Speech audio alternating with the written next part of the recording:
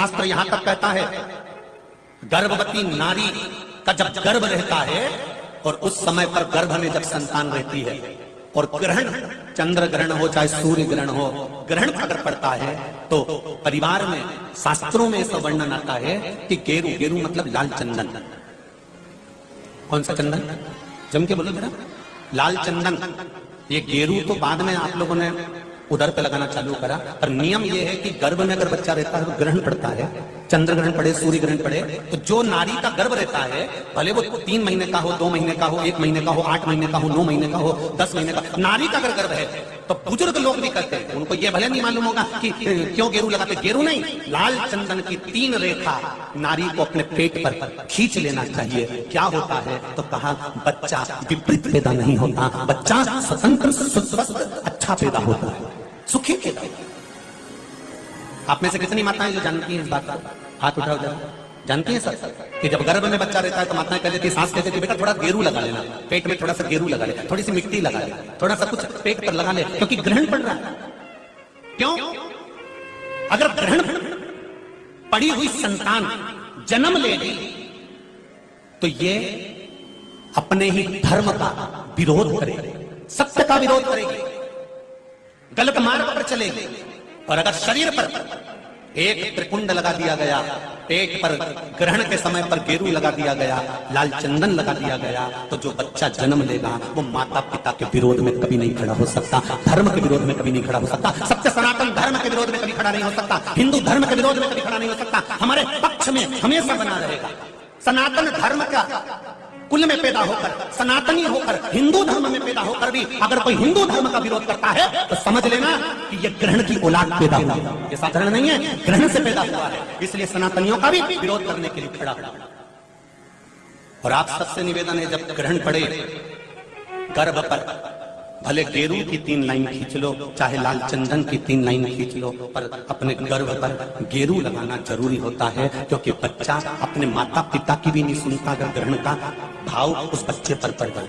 अगर माता पिता को अपनी सेवा करवाना है तो गर्भस्थ बालक को जब ग्रहण पड़े तो शरीर पर थोड़ा सा त्रिपुंड लगा लेना चाहिए। क्यों? क्योंकि बुजुर्ग माँ बाप की जिंदगी खराब नहीं हो। कई बेटे ऐसे होते हैं माता पिता को नहीं गिनते, कई बेटे ऐसे होते हैं माँ बाप को 2 रोटी नहीं देते, वृद्धाश्रम में छोड़ आते हैं। समझ लो कि ये ग्रहण के पैदा बुजुर्ग माताएं बहुत पहले से कहती आई हैं, शायद यहाँ पे भी जितनी बुजुर्ग माताएं बैठी होंगी वो जानती होंगी।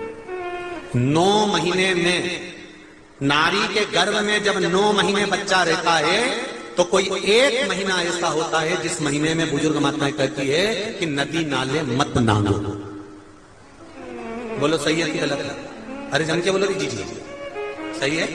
1 महीना ऐसा होता है, वो 7वां हो कि 6ठा हो कि 8वां हो, जो आपके स्मरण में होगा।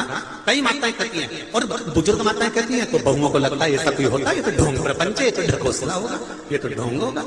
पर उसका प्रसंग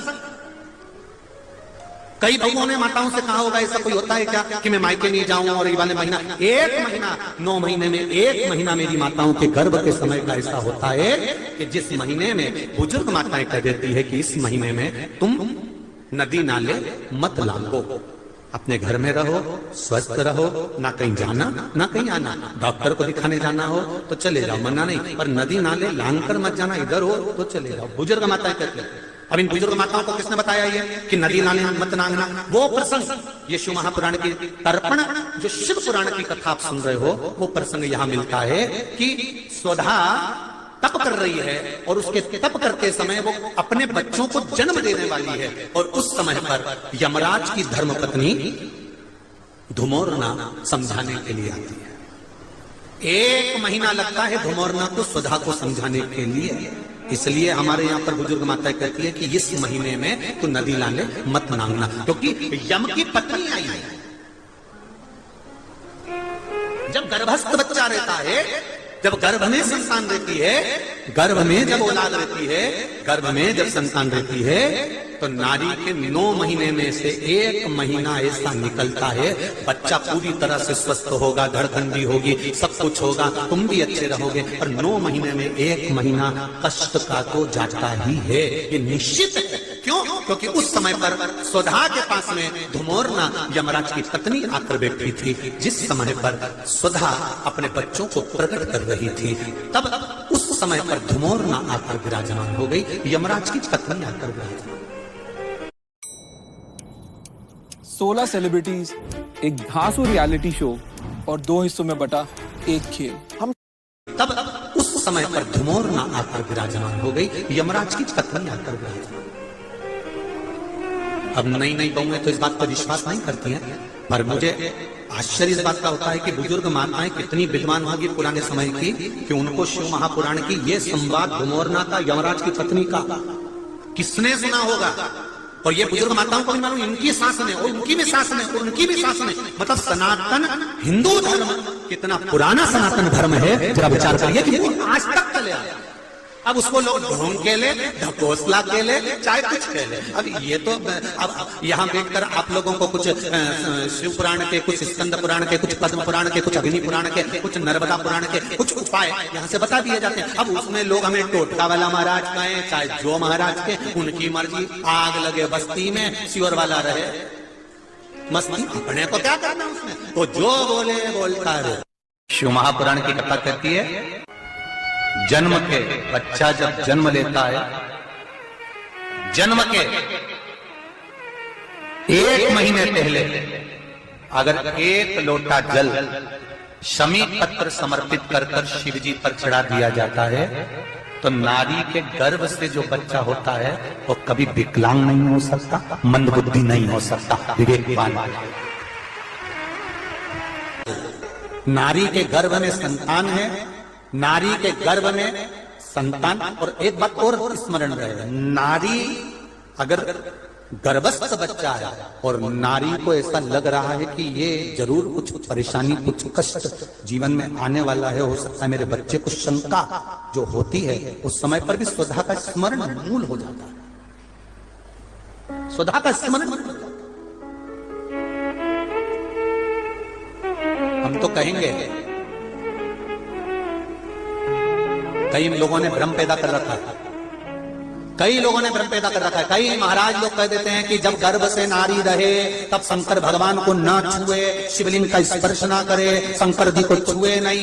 ना जाने कौन से महाराज ने कह दिया, एक आध बार मिल जाए तो पकड़ के सीओ लिया, जिसने कहा जब शिव महापुराण की कथा कर रही है, अकाल मृत्यु को मरे जो काम करे चंडाल का, और काल उसका क्या बिगाड़े जो भक्त हो महाकाल का। जो शंकर का उपासक होता है, शंकर का स्पर्श करता है, शिवलिंग का मात्र स्मरण, केवल स्मरण, केवल स्पर्श करता है, तो कहा उसके कौटी कौटी पाप छिन्न हो जाते। तो गर्भस्थ नारी, अरे भाई लिंगायत संप्रदाय का वर्णन हिंगोली से करा था, परली से करा था, कि लिंगायत संप्रदाय में शिवलिंग को मानते हैं। बच्चा गर्भ से जन्म लेता है, मां जब तक बच्चे को दूध नहीं पिलाती, जब तक उसका गुरु मंत्र नहीं हो जाता, उसको लिंगायत संप्रदाय के संत आकर जब तक गुरु मंत्र नहीं दे देते, तब तक नारी उसको दूध तक नहीं पिलाती। यहां तक वर्णन, विचार करिए जरा। तो फिर कौन ने कह दिया कि शंकर भगवान के शिवलिंग को छूना नहीं चाहिए, गर्भवती नारी को स्पर्श नहीं करना चाहिए? और कौन सी पुराण में लिखा है, कौन से शास्त्र में लिखा है?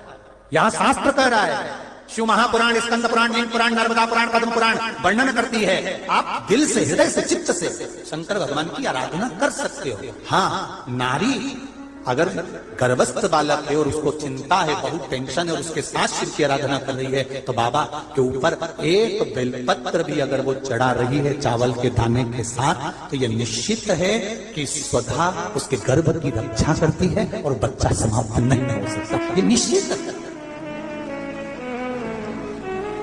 स्वधा तप करी, साधना करी, और तप साधना कर कर स्वधा के सम्मुख में 3 बेटियां प्रकट हो गई हैं। वो 3 बेटी है महाराज, 3 बेटी प्रकट महाराज, मैना, धन्या और कला, ये 3 बेटियों का प्रागट्य सम्मुख में हो गया। आप देखेंगे कल की कथा में कि मैना, धन्या, कला, इन तीनों के नाम से जिसको स्वप्न में सांप दिखते हों, मरे हुए व्यक्ति नजर आते हों, या घर में बार बार घात आ रही होती है, तो पितरों की 3 लड़कियां मेना, धन्या और कला, इन तीनों के नाम से पीपल के पत्ते की बंदरवाल कैसे बांधी जाती है